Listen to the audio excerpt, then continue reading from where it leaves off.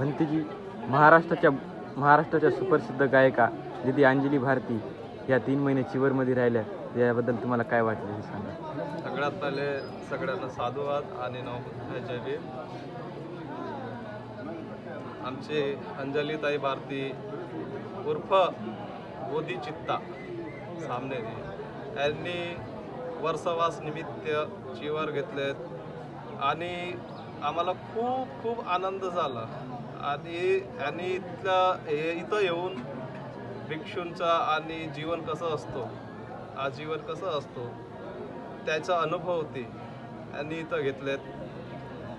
तर आम्हाला असं वाटतंय की येणाऱ्या काळामध्ये बोधिचित्ता सामनेरी याचा अनुभव सगळ्या जगापर्यंत पसरावे आणि लोकांना जागृत करून माहिती द्यावं की भिक्षूंचं जीवन कसं असतो, कुठल्या पद्धतीने राहतो, काय आहेत त्यांचे नियम वगैरे, हे तिथपर्यंत पोहोचून खूप पुण्य अर्जित करा अशी आमची इच्छा आहे.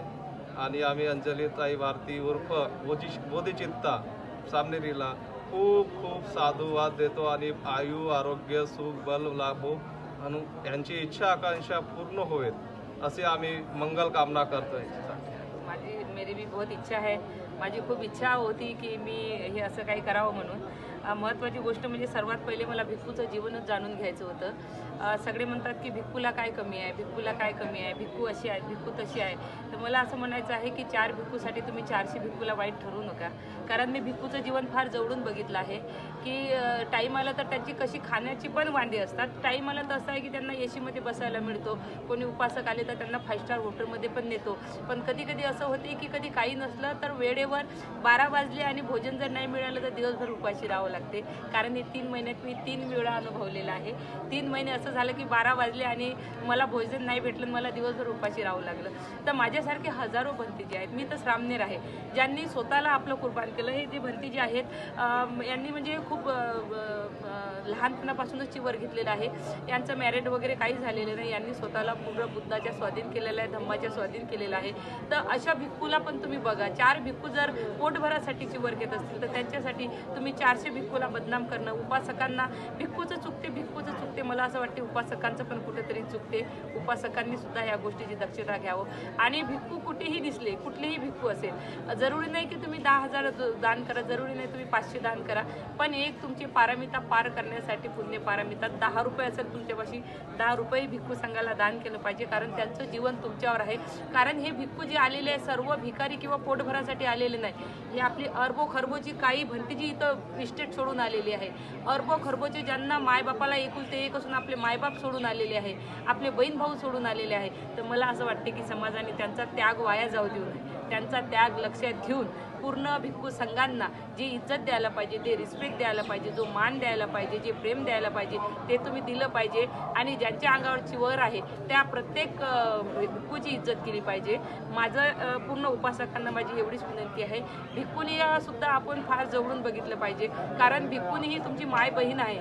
त्या जर चिवर घेत असतील आपलं घर संसार सोडून किंवा बचपनापासून चिवर घेत असतील तर त्यांना सुरक्षा देणं, संरक्षण देणं, त्यांना त्यांच्याकडं प्रत्येक गोष्टीवर लक्ष देणं हे आपल्या उपासकांचं काम आहे. तर मी सर्व उपासकांना विनंती करते.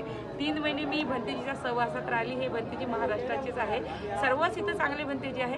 पण महाराष्ट्राची म्हटलं तर मी महाराष्ट्रात एक खूप आपुलकी आणि प्रेम निर्माण होते, जिव्हाळा निर्माण होते. जेव्हाही भंतेजीला बघितलं एक आपुलकी, बोधिचित्ताजी तर असं करायचं तसं करायचं. तर यांनी मला खूप सपोर्ट केला, खूप मार्गदर्शन पण केलं. बुद्धगयातून मी खूप काही घेऊन जाणार आहे 3 महिन्यात. मी 7 तारखेला इथून जाणार आहे कारण 18 तारखेला दीक्षाभूमीला माझं चिवर उतरवणार आहे. मला इथून बरेच काही भिक्खू न्यायचे होते पण 18 तारखेपर्यंत मी चिवरमध्ये राहील तर मी तुमच्यावर लक्ष देऊ शकणार नाही.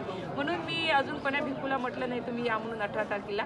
पण त्याच्यानंतर मी बुद्धगयातून 10-15 भिक्खू तरी नेणार आहे माझ्या खर्चाने.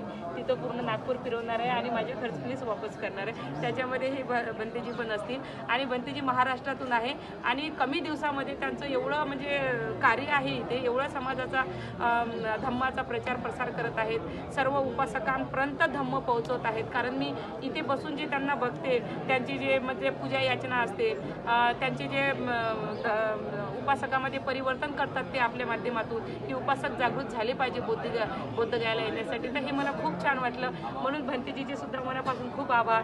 त्यांनी मला खूप आशीर्वाद, खूप प्रेम, खूप मार्गदर्शन केले इथे. आता मला खूप छान वाटलं आणि मी बुद्धगयातून जाताना मला खूप वाईट वाटत आहे. चिवर घेतला तेव्हा मला खूप आनंद झाला होता, खूप आरची होता माझ्या चेहऱ्यावर. पण आज बुद्धगयातून जात आहे तर म्हणजे नाव घेतात नाही आहे खूप म्हणजे मी सांगू शकत नाही तुम्हाला मला किती दुःख होत आहे.